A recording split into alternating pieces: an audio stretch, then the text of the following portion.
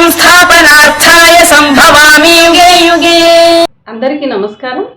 శ్రీ శ్రీ శ్రీ ఆచార్య ప్రబోధానంద యోగీశ్వర్ల వారికి, జగద్గురువైన శ్రీకృష్ణ భగవంతునికి నమస్కరించుకుంటూ త్రైత సిద్ధాంత భగవద్గీతలోని విభూది యోగము అనే అధ్యాయంలో 7వ శ్లోకం గురించి తెలుసుకుందాము.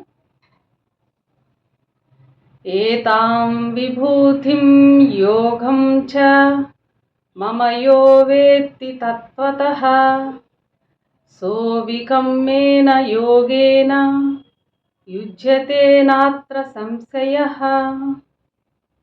ఈ శ్లోకము పరమాత్మ గురించి తెలియజేశారు. భావము: నా మహత్యమును, యోగమును, ఆత్మను ఎవడు తెలియగలుగునో వాడు చలనము లేని నాలో కూడుకొనును.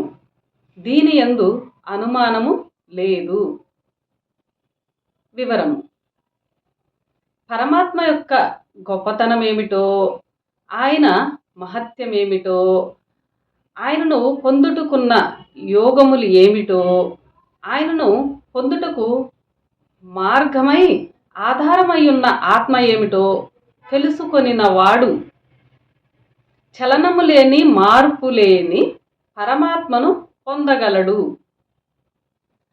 జ్ఞానము తెలిసినవాడు, ఆత్మను తెలిసినవాడు, పరమాత్మ విశేషము తెలిసినవాడు తప్పనిసరిగా పరమాత్మను పొందును. ఇందులో ఏ మాత్రము అనుమానము లేదు అని ఈ శ్లోకము ద్వారా మనకు తెలియజేశారు. అందరికీ నమస్కారం.